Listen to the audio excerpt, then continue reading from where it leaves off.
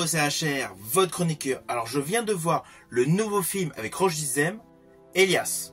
Je vous le dis d'entrée de jeu, j'ai apprécié ce film. Mais avant de vous dire pourquoi, n'oubliez pas, ceux qui ne sont pas abonnés, pensez à le faire et pensez à la petite cloche. Let's go! Vous l'avez remis en marche. Il a jamais rien lâché.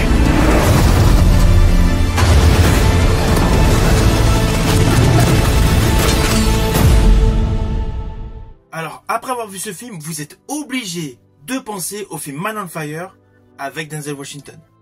On est vraiment dans le même style, mais avec un effet equalizer. Alors pourquoi me direz-vous? Tout simplement parce qu'il y a plusieurs arcs narratifs qui sont exactement élaborés dans le même style, dans la même lignée. Ce n'est pas un remake, mais le style d'aventure, le style d'histoire est vraiment dans le même registre que ces deux films que je viens de vous préciter avec Denzel Washington.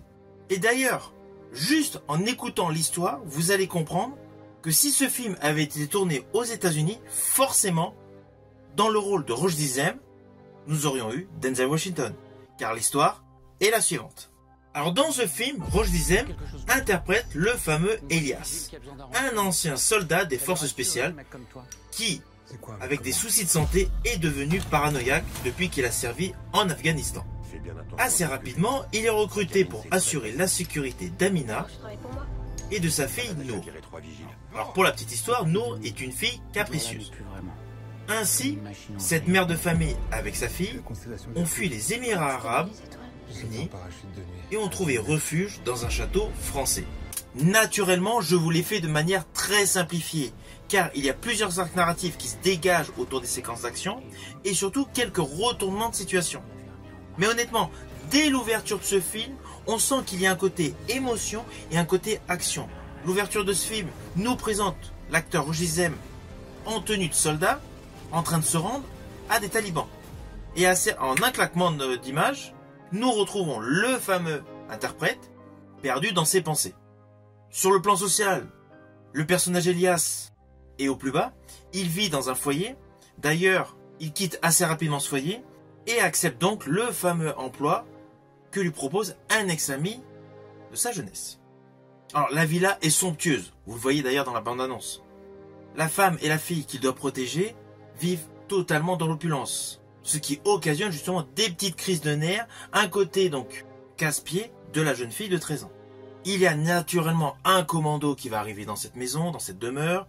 Le personnage Elias va assurer sa fonction de protecteur. Plusieurs éléments vont intervenir jusqu'à certaines révélations. Alors ne vous inquiétez pas, vous me connaissez, je ne spoil pas. Mais sachez que ce film est un réel action movie associé à un bon thriller. Et je rajouterai un thriller à la pointe de la technologie. Car dans ce film, il est question de deepfake. Je crois que dans un polar, c'est la première fois que j'en entends parler. Ce film est réellement tourné dans le même style, dans un premier temps, que Man on Fire, avec Denzel Washington, et après on bascule vers le genre equalizer. À cela s'ajoutent des scènes d'action, mais impressionnantes. J'ai particulièrement aimé la scène d'action qui se déroule dans un camping-car. On va pas se mentir, Roche Dizem colle parfaitement dans ce type de séquence. Il virevolte, en fait tout est totalement cohérent. Et pourtant, ce n'est pas du tout un acteur habitué à ce registre. Je rajouterais que sa composition dans ce film démontre une nouvelle fois qu'il a une palette d'acteurs qui s'est largement élargie.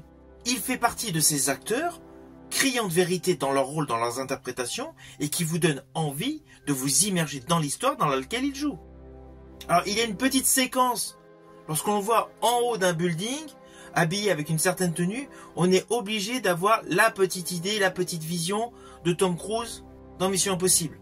Et justement, sa posture à ce moment précis est totalement cohérente. Alors oui, certains pourront dire que sur le plan scénaristique, il y a quelques facilités. Oui, c'est assez logique, c'est pour que l'histoire soit davantage fluide.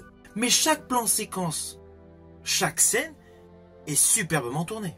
Le réalisateur Florent Emilio Siri a parfaitement réalisé son film. Alors ceci dit, lui, il est habitué à des réalisations de films d'action et de bon suspense. Je pense notamment à Hostage, sorti en 2005 avec Bruce Willis.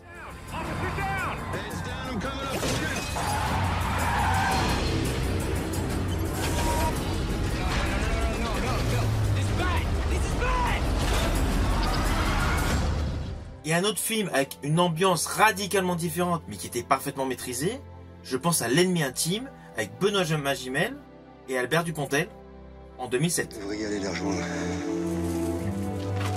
On est là, je suis royal. Qu'est-ce qu'il dit? Il dit qu'il a vu personne, chef. Il ment. Pas de ça avec moi. Ce film, Elias, est un très bon film d'action. Il est obligé de plaire à tous les amateurs du genre comme moi. Aux scènes d'action s'ajoute une histoire très prenante, captivante, qui va vous tenir en haleine du début jusqu'à la fin. Et je rajouterai que selon moi, l'atout principal de ce film est essentiellement l'interprétation de Roch Dizem. Honnêtement, dans ce film, il est exceptionnel. Parce que d'un côté, il incarne le protecteur, le héros invincible, mais qui parallèlement est complètement brisé sur l'aspect psychologique et émotionnel. Rien que l'interprétation de Roch Dizem vaut le détour. Alors attention à ce que je vais vous dire, cela peut s'apparenter à un spoil, mais ce n'est rien de transcendant. Lorsque le film se termine, restez quelques secondes dans la salle. En fait, vous avez les premières lignes du générique qui apparaissent, et il y a une séquence assez importante. Il a jamais rien lâché.